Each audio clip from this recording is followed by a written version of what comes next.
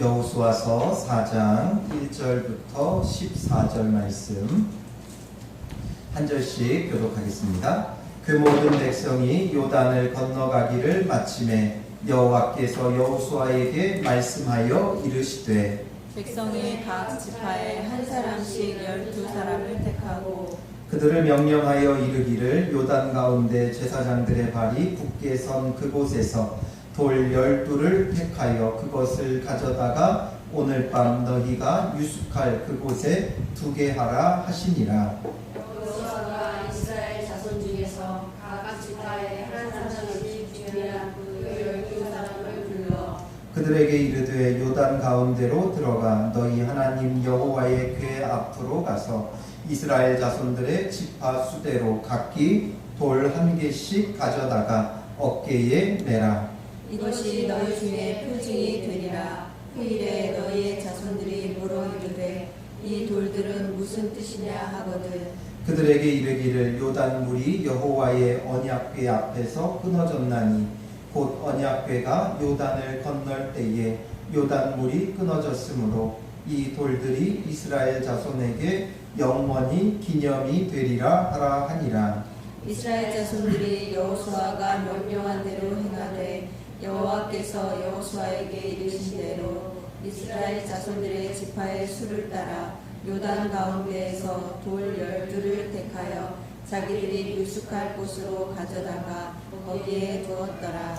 여호수아가 또 요단 가운데 곧 언약궤를 맨 제사장들의 발이 선 곳에 돌 12를 세웠더니 오늘까지 거기에 있더라.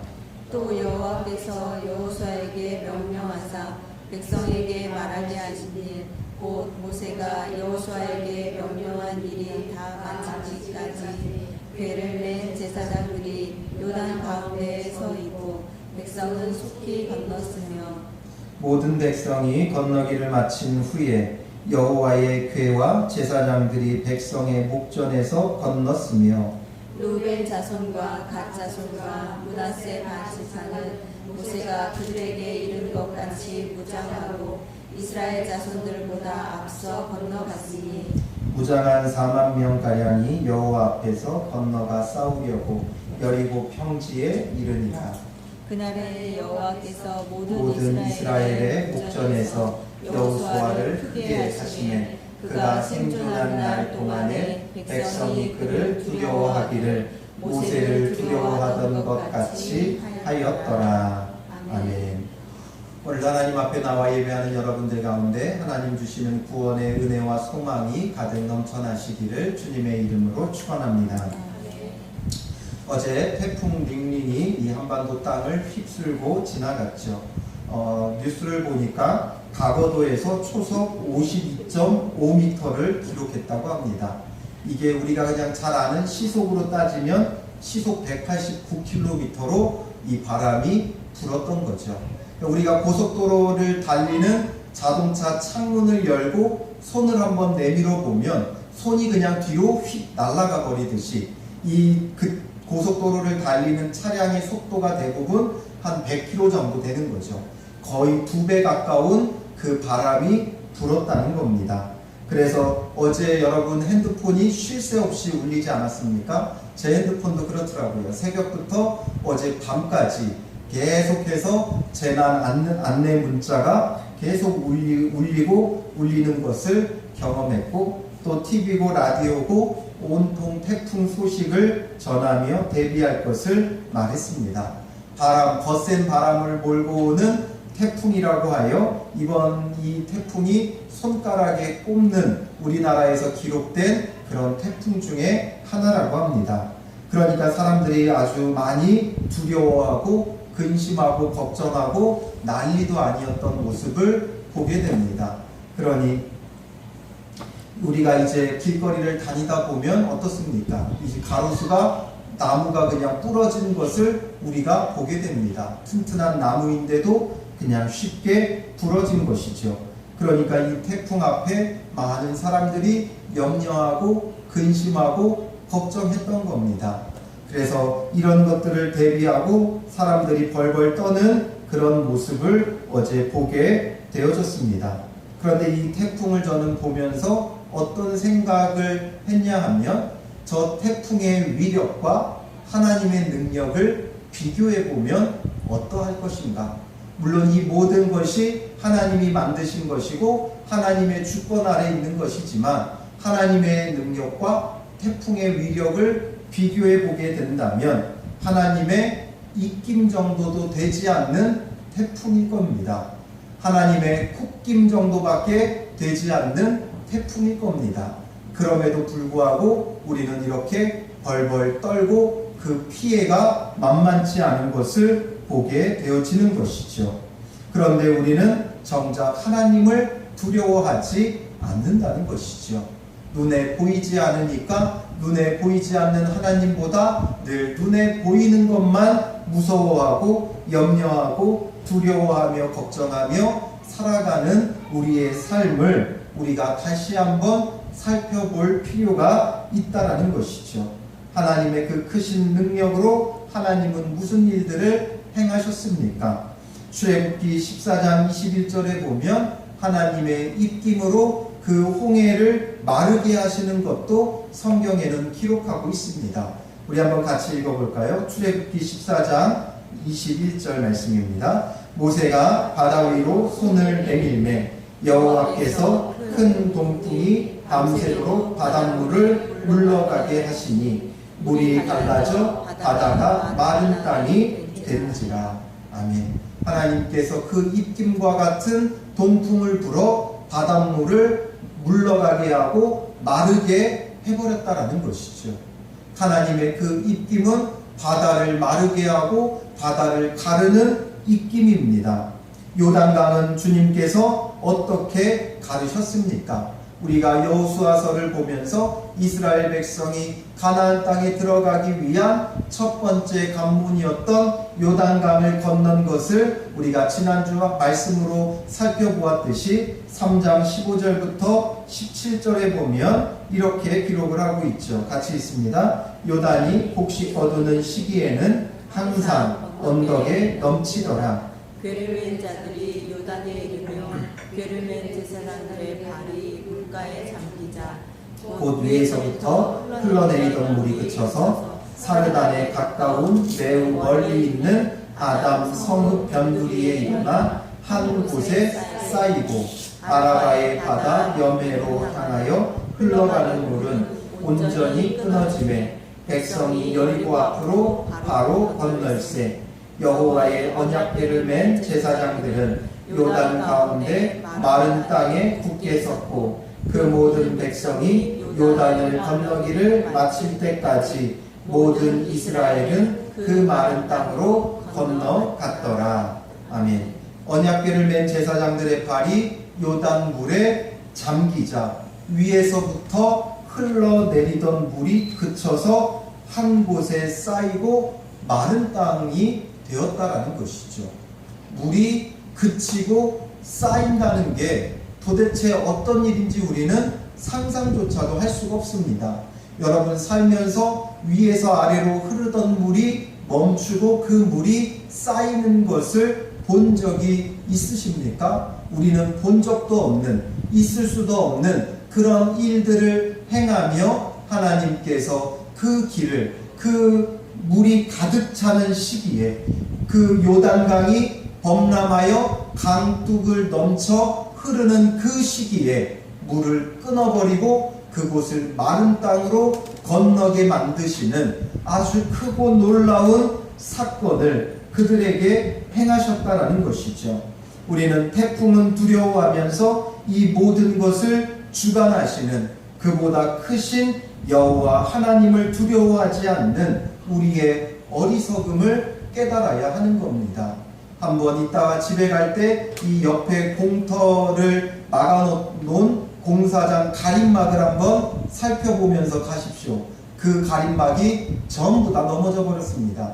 태풍 한번 쓸고 가니까 그 가림막 했던 그 모든 것들이 울타리 쳐놓은 것들이 다 쓰러져 버렸습니다. 마치 종이장처럼 철판에 그 쐐기둥을 박아 세워놓은 담벼락이 무슨 종이장 날아가듯이 다 옆으로 넘어져 있고 쓰러져 있는 것을 보게 됩니다.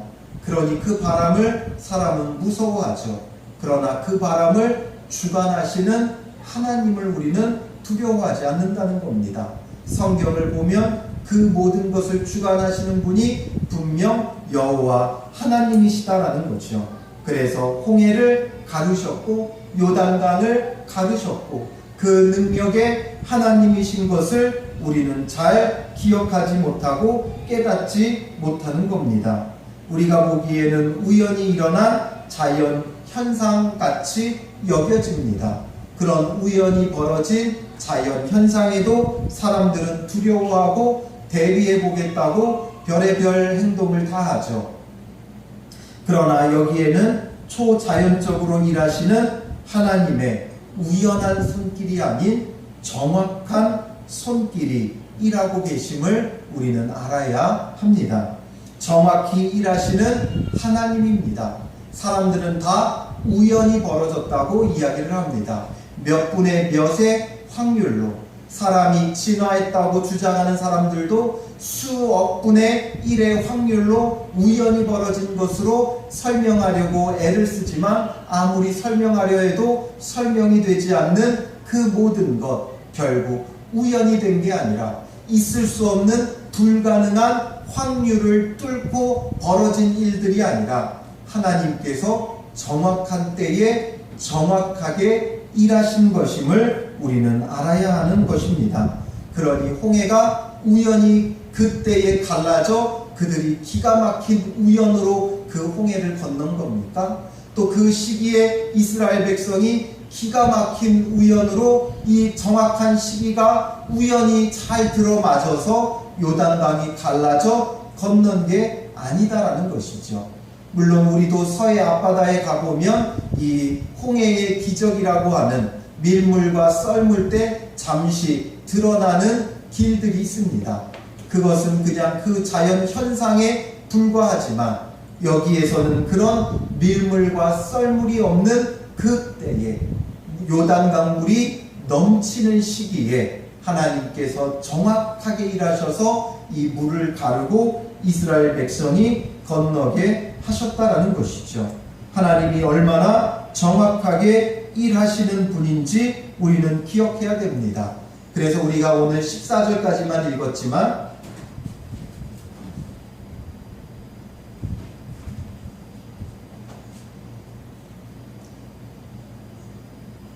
16절부터 17절에 보면 하나님이 얼마나 정확하게 일하시는 분인지를 알 수 있습니다. 우리 16절, 17절만 먼저 같이 읽겠습니다. 증거를 낸 제사장들에게 명령하여 요단에서 올라오게 하라 하신지라.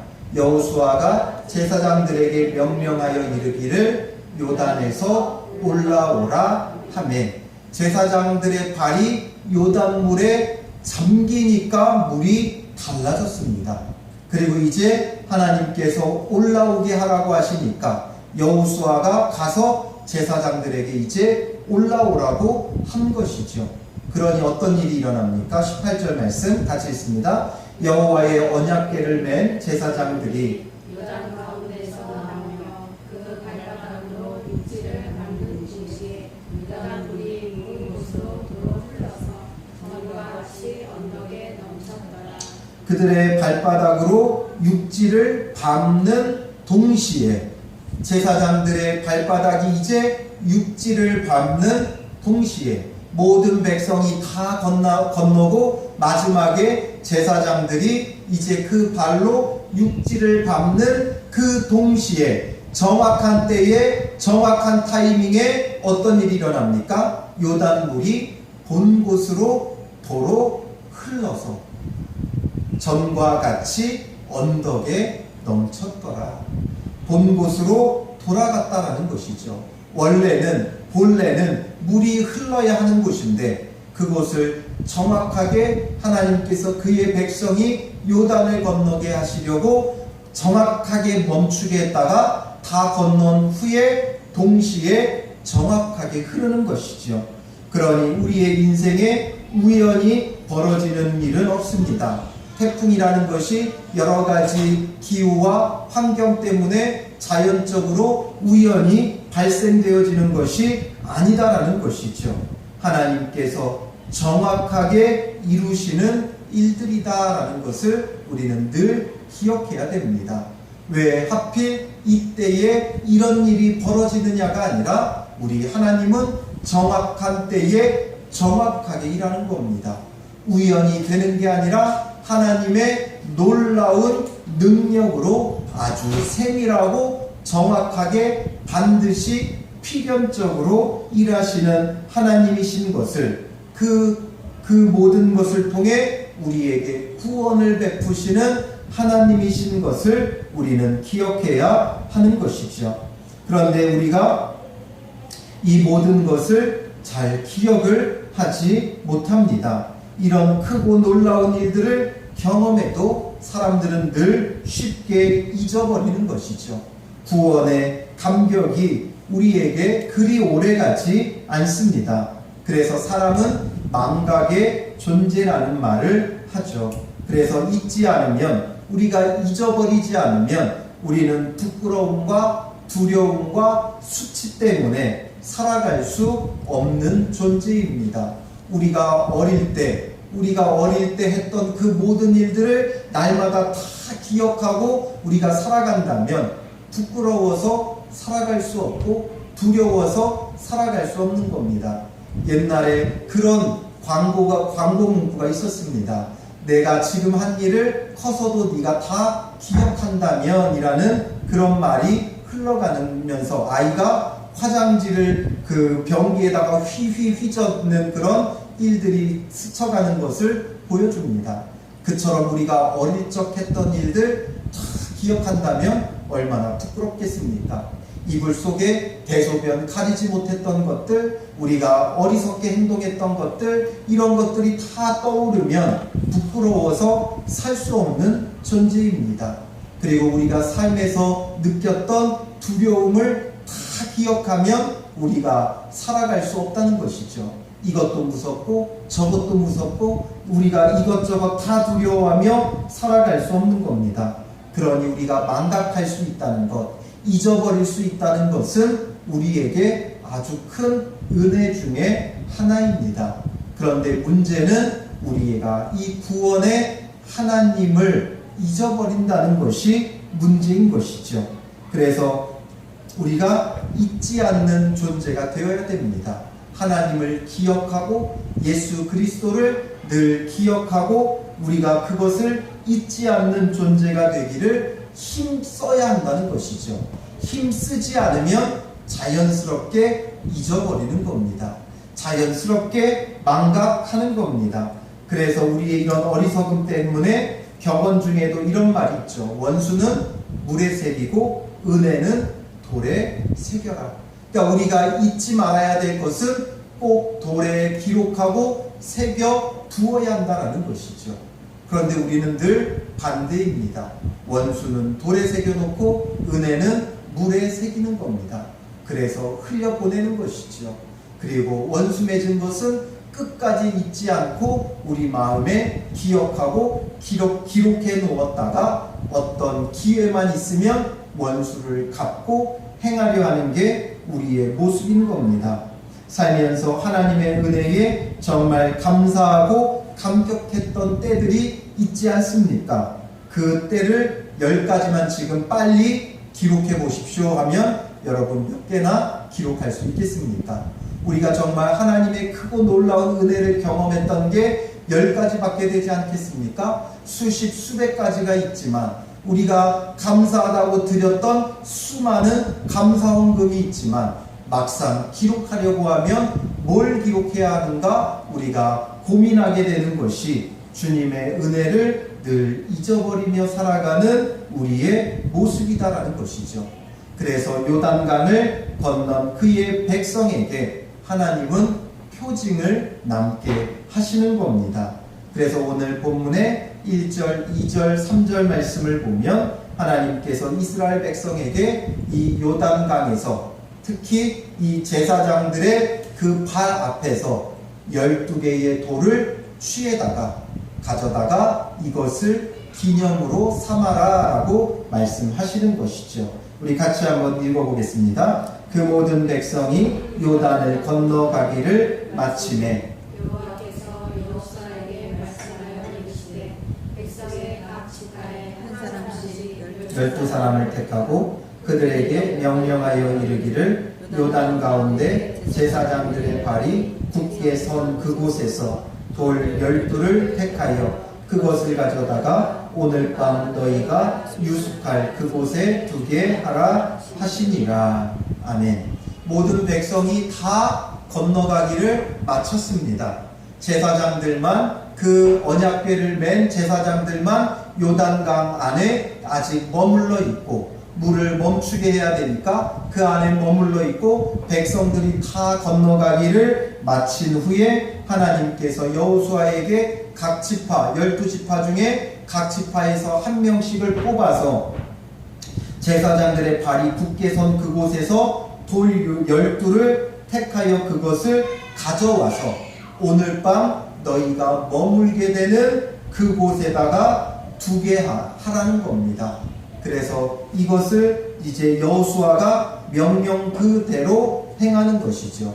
4절 5절에 보면 여호수아가 이스라엘 자손 중에서 각 지파에 한 사람씩 준비한 그 12사람을 불러 그들에게 이르되 요단 가운데로 들어가 너희 하나님 여호와의 궤 앞으로 가서 이스라엘 자손들의 지파 수대로 각기 돌 한 개씩 가져다가 어깨에 매라라고 말씀하고 있습니다. 각 지파에서 한 사람씩 불러서 다시 들어가서 돌 한 개씩 가져다가 어깨에 메고 오라는 것이죠. 어깨에 메고 오라는 표현을 보면 그냥 주먹만한 돌 하나 들고 온 것이 아닙니다. 어깨에 매야 되는 아주 큰 돌들을 가져온 것이죠. 왜 가져오게 한 겁니까? 6절 말씀 같이 읽겠습니다. 6절 말씀입니다. 이것이 너희 중에 표징이 되리라. 후일에 너희 자손들이 물어 이르되 이 돌들은 무슨 뜻이냐 하거든. 이것이 너희 중에 표징이 될 것이다 라는 것이죠. 표징이라는 것은 기념물이고 증거물인 겁니다. 그래서 후일에 너희 자손들이 물어 이르되 이 돌들은 무슨 뜻이냐라고 물어보면 뭐라고 말하라고 하는 겁니까? 이 돌들의 그럼 뜻이 무엇입니까? 7절 말씀 같이 읽겠습니다. 그들에게 이르기를 요단 물이 너희 여호와의 언약궤 앞에서 끊어졌나니 곧 언약궤가 요단을 건널 때에 요단 물이 끊어졌으므로 이 돌들이 이스라엘 자손에게 영원히 기념이 되리라 하라 하니라. 아멘. 표징에는 반드시 뜻이 있습니다. 그래서 후일에 너희 자손들이 이 돌들이 무슨 뜻이냐고 물어보면 이 돌들의 뜻이 있다라는 것이죠. 뜻이 있는 기념물을 세워 놓은 겁니다. 그래서 그 돌들이 가진 뜻이라는 것은 바로 요단물이 여호와의 언약궤 앞에서 끊어졌나니 언약궤가 요단을 건널 때에 요단물이 끊어졌으므로 이 돌들이 이스라엘 자손에게 영원히 기념이 되리라 라고 말하라는 것이죠. 영원히 기념이 될 것이다. 하나님께서 행하신 그 크고 놀라운 일들을 대대에 후손 대대에 기억하고 기념하도록 만드는 것이 바로 이 표징이고 이 돌들의 의미가 되어지는 것이죠. 물론 우리가 성경에 기록되어 있으니까 이렇게 읽지, 이것을 직접 경험했던 이 돌들을 가져다 세웠던 그 시대 이스라엘 백성들이 만약에 그들의 자녀가 손자들이 물어본다면 어떻게 말했겠습니까? 그거 우리 요단 하나님께서 건너가게 하신 거 기념하게 하신 거야. 이렇게 무미건조하게 이야기하겠습니까? 그때가 떠오르는 것이죠. 이 지금 남자 장정만 60만, 그러니 지금 전체가 약 200만으로 추정이 됩니다.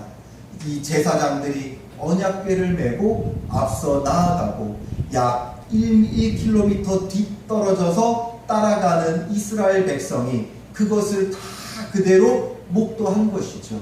그러니 이 언약궤가 요단강을 들어가는데 갑자기 물이 끊어지고 물이 쌓이게 되어지고, 그리고 그 요단강 물이 넘치던 강이 마른 땅이 되어진 것을 눈으로 직접 보고 그 땅으로 건너갔던 사람들의 이야기는 다른 거죠. 아주 생생할 겁니다. 아주 생생하게 마치 그 현장에 있듯이 그때의 감격이, 그때의 그 은혜가 다시금 그 가슴 벅차오르면서 아주 생생하게 그 자손들에게 이야기하게 될 겁니다. 야, 우리의 하나님이 어떤 하나님인지 너희가 아느냐? 그 하나님의 능력이 어떤 것이지 아느냐? 이야기할 겁니다. 이 태풍 밍밍 184km 속도의 바람, 그거는 아무것도 아니다. 진짜 그거는 아무것도 아니다. 너네 그 넘치는 홍수 때 넘치는 강이 물이 갑자기 멈추고 쌓인다는 거 너네 알기나 하냐? 그 현장으로 걸어가면서 좌우에 서 있는 물벽을 보는 너희들 그 느낌 알겠냐? 거기에다가 이제 그 생생한 기쁨과 감격으로 함께 그 하나님의 살아계심을 전할 수 있게 되어지는 것이지요. 단순히 나만 기억하고 기념하는 게 아니라 우리의 자자손손 대대로 하나님의 그 놀라운 능력을 증거해 주는 것이죠. 그런 생생한 경험을 전해들은 또 후손들이, 또 나중에 그의 아들이, 그의 자손들이 할아버지 저 돌이 무슨 의미가 있습니까? 왜 갑자기 여기 큰 돌 12개가 세워져 있습니까? 물어보면 그때 그 감정을, 내가 할아버지께 들었던 그 감정을 또 다시 한번 되살리면서 아마 흥분하며 또 이 이야기들을 해주며 신앙이 전수되어지고 하나님의 능력이 어떠한 것인가를 그들에게 가르치게 하는 것이 바로 이 표징이다라는 것이죠. 사람은 망각의 존재이기 때문에 기억하고 기념하지 않으면 하나님의 은혜도 잊어버리는 겁니다. 그런데 또 한편으로는 잘못하면 이게 형식적이 되어질 수도 있는 것이죠. 그래서 우리는 늘 정말 참되게 기억하고 기념하는 존재가 되어야 됩니다. 이 당시에 기억하고 기념할 수 있는, 없어지지 않는 유일한 방법은 돌밖에 없었습니다. 변함없이 늘 그 자리를 지키는 돌밖에 없었기에 돌을 가져다가 이렇게 기념하고 기억하는 것이죠. 그러나 이제 이 시대에는 무엇으로 기억하고 기념해야 되겠습니까? 여러분들의 신앙의 경험을 자녀들에게 자자손손 무엇으로 기억하고 기념하게 할 수 있겠습니까? 물론 성경을 통해 기억하고 기념하기도 하지만 이 성경을 통해, 말씀을 통해 내가 경험한, 말씀에 순종했을 때 하나님께서 내게 이루신 그 크고 놀라운 일들을 여러분들 안에만 갖고 있지 말고, 감사 헌금하고 끝나지 말고 우리가 그것을 늘 간증하며 생생히 기억하고 이야기할 수 있도록 여러분들의 기념물을, 하나님의 그 표징을 남겨야 하는 겁니다. 그러니 우리가, 제가 생각했을 때 어떤 것을 표징으로 삼으면 좋겠느냐? 이제는 우리가 돌로 기념하는 시대가 아니지 않습니까? 이제는 우리가 사진으로 기록하고 남겨두지 않습니까? 우리가 예쁘게 내 얼굴 나온 셀카를 기억하고 기념하고 걸어두지 말고 하나님의 구원의 은혜를 경험했던 그때 그 감격 사진으로 남겨, 그런 것을 우리가 이제는 집에 걸어놓을 필요가 있다는 것이죠. 그러면서 아이들에게 이야기해주고, 또 우리가 나이가 들어 이제 손주들이 집에 왔을 때 할아버지 저 사진이 뭐예요? 할머니 저 사진이 뭐예요? 물어보면 할머니가, 할아버지가 저 때에 이런 어려운 일들이 있었는데 하나님께서 이런 놀라운 구원의 은혜를 할아버지에게, 할머니에게 베풀어 주셨다. 우리 하나님이 얼마나 크고 놀라운 분인 줄 아니? 이뿐만이 아니지. 너가 성경에서 만나는 그 하나님이 진짜 하나님이다. 그래서 우리가 이렇게 삶 속에서도 동일하게 경험하고 있다라는 것을 여러분들이 찾아 손손 전해주고 증거해 줄 수 있어야 하는 것이죠. 그래서 하나님께서 남겨주시는 이 표징이 그 시대에 이 볼로 남겨졌듯 오늘 우리도 우리에게 주신 구원의 감격과 이 모든 것들을 기록하고 남겨두는 것이 필요하다는 것이죠. 우리의 간증문들을 기록해 놓고 또 사진을 기록해 놓고 그런 것들이 정말 우리 자녀들에게 자손들에게 살아있는 신앙의 교육이 될 수 있는 것이죠. 매일 주일만 교회에 끌고 오며 신앙을 전수하는 게 아니라 아이들에게 따분하고 지루한 생명력 없는 예배로 아이들이 신앙교육받게 할 것이 아니라 우리의 삶 속에 정말 생생하게 넘치는 그 간증, 그 감격, 그 경험을 자녀들에게 전하고 이야기하고 함께 나누어야 한다는 것이죠. 우리가 먼저 감성언급 내고 잊어버린다면 그것이 우리 안에서도 사그라질 뿐만 아니라 우리의 신앙이 대대손손 이어질 수가 없는 겁니다. 다른 이야기를 나눌 게 아니라 하나님이 내게 주신 구원의 감격을 우리는 늘 기억하고 기념하는 그런 믿음의 사람들이 되어야 하는 것이죠.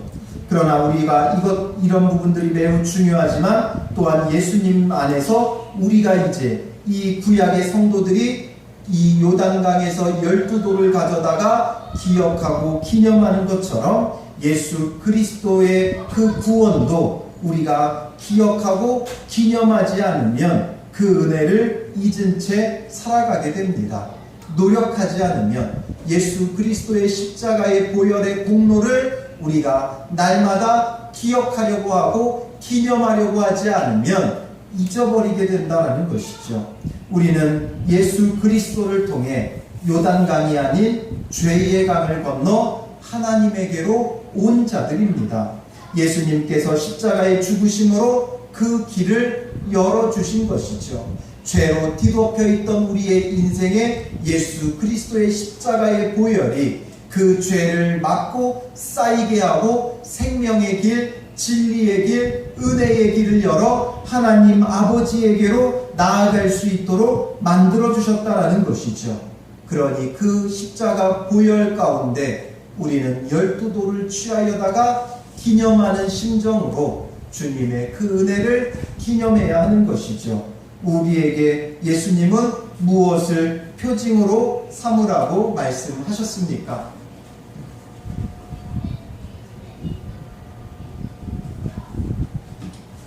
누가복음 22장 19절에서 20절 말씀 같이 읽겠습니다. 또 떡을 가져 감사 기도하시고 떼어 그들에게 주시며 이르시되 이것은 너희를 위하여 주는 내 몸이라. 너희가 이를 행하여 나를 기념하라 하시고 저녁 먹은 후에 잔도 그와 같이 하여 이르시되 이 잔은 내 피로 세우는 새 언약이니 곧 너희를 위하여 붓는 것이라. 아멘. 예수님께서 성만찬을 통해 나를 기념하라 라고 말씀하셨습니다. 그러니 우리가 정말 예수 그리스도의 그 보혈의 공로를 잊지 않고 기념하기 위해 우리는 성만찬에 참여하는 자가 되어야 되고, 성만찬에 참여할 때마다 나를 위하여 십자가에서 찢으신 예수 그리스도의 그 몸을 기억하고 또 흘리신 그 보혈을 우리가 기념하지 않으면 우리는 주님의 은혜도 잊은 채 살아가게 되는 것이죠.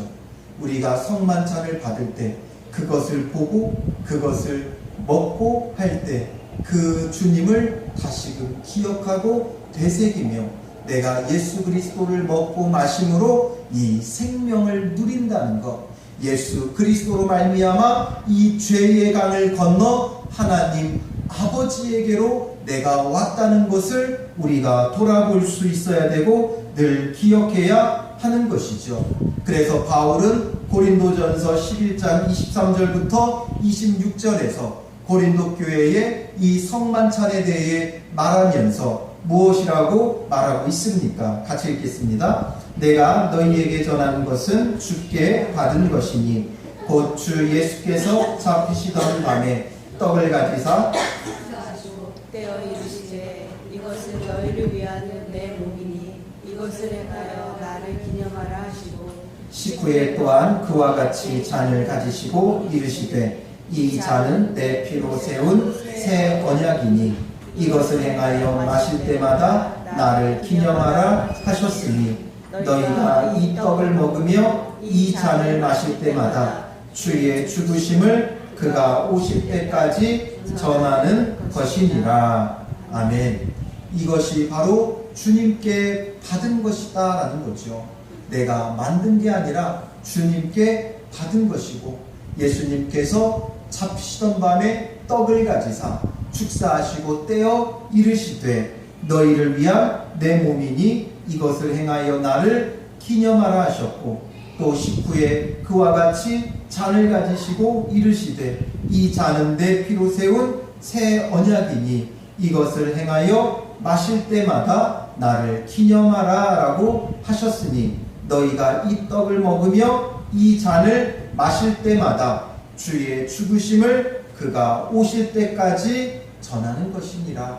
주님 오시는 그날까지 우리가 기억하고 기념하며 누려야 하는 것이다 라는 것이죠. 그리고 그가 오실 때까지 전한다는 것은 마치 이 요단강에서 가져다가 세운 12돌을 가지고 이것이 무슨 뜻이 있냐고 묻는 것처럼 우리의 자녀들이 우리가 성만찬을 받는 것을 보면서 이게 무슨 뜻이냐고 묻거든 우리가 이것이 무슨 의미인지를 주님 오실 때까지 전해주어야 한다는 것이죠.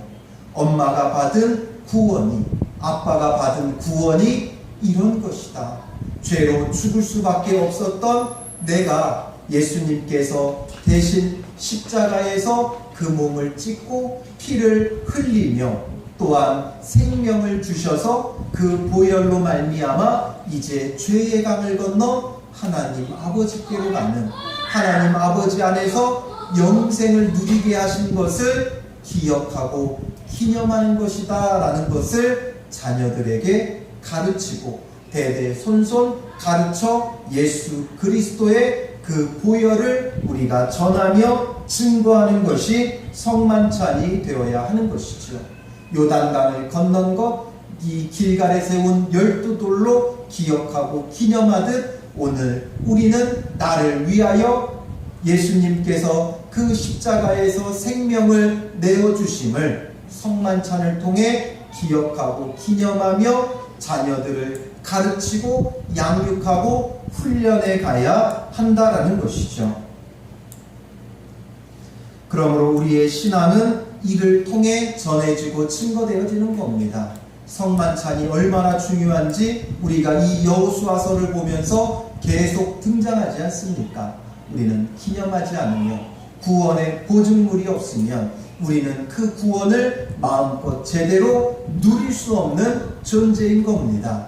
그러니 성만찬을 참여하는 그 마음과 함께 또 그 성만찬을 통해 자녀들에게, 우리의 후손들에게 예수 그리스도를 가르치고 증거하는 것이 필요한 것입니다.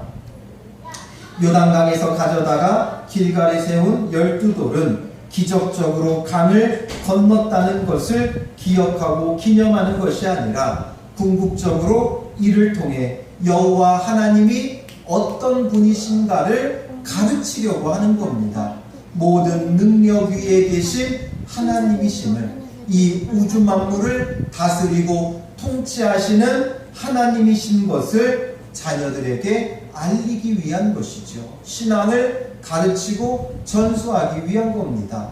이런 기적적인 일이 있었다가 아니라 이 일들을 행하시는 하나님을 전하려고 하는 겁니다. 그래서 19절부터 24절에 보면 요단강을 건넌 이스라엘 백성이 길갈에 진을 치며 가져온 12돌을 세웁니다.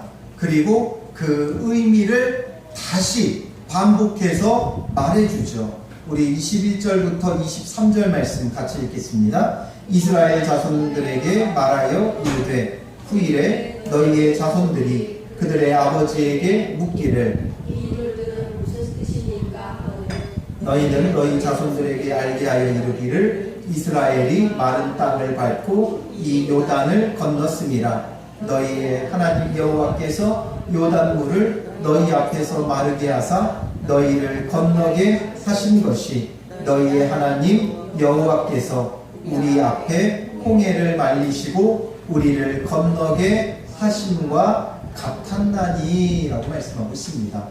이렇게 건너게 하셨다라는 거죠. 그것이 마치 홍해를 건넌 것과 같았다. 그런데 지금 이것을 말하려고 하는 게 아니라 24절, 이게 이제 핵심인 거죠.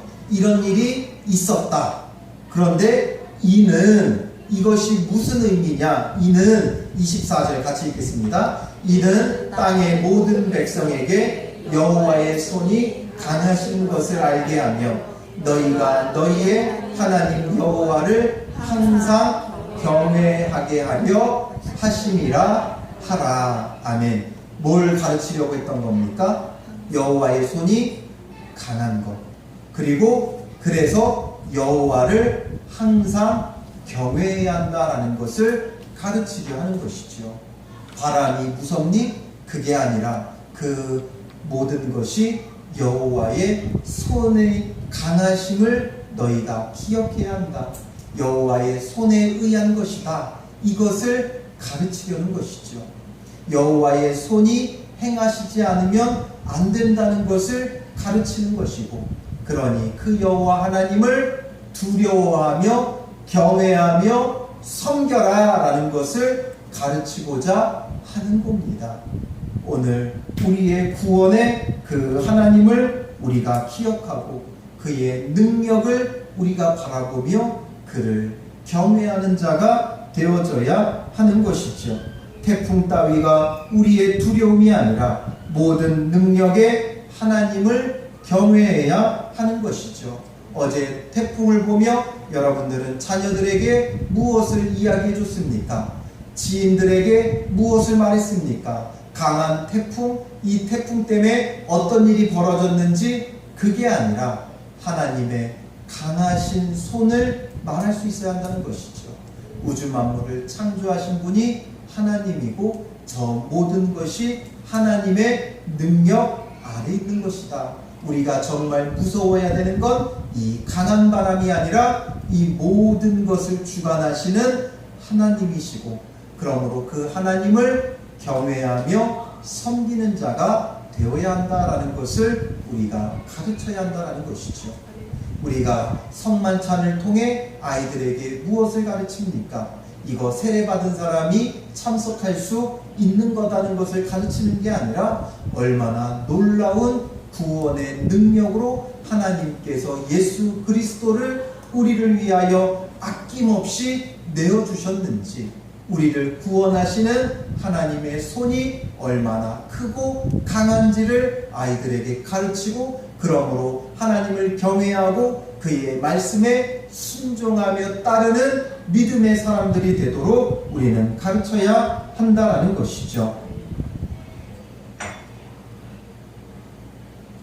그래서 이제 우리가 정말 하나님을 두려워하며 하나님을 섬기는 믿음의 사람들이 되어야 하는 것이죠. 요단강을 건넜던 이스라엘 백성의 한번 반응을 생각해 보십시오. 어떤 느낌이었겠습니까?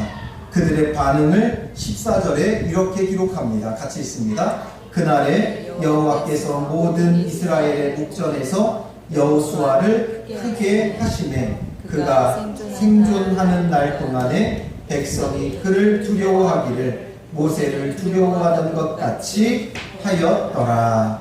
아멘. 하나님께서 여호수아를 통해 이 크고 놀라운 일들을 행하시니까 사람들이 어떻게 합니까? 여호수아를 두려워하는 것이죠. 왜냐하면 하나님의 사람이고 그의 말에 순종치 아니하면 지금 이 요단강도 가르게 하는 역사하시는 하나님이 여호수아를 통해 일하시는데 그를 거부할 수 없는 것이죠.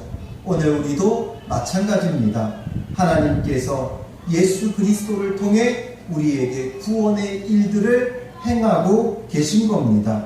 그러니 우리는 그 예수 그리스도의 말씀 앞에 두렵고 떨림으로 순종해야 한다라는 것이죠. 그의 구원이 얼마나 크고 놀라운지를 알고 그 예수님을 경외함으로 순종하며 따라가야 하는 것이죠.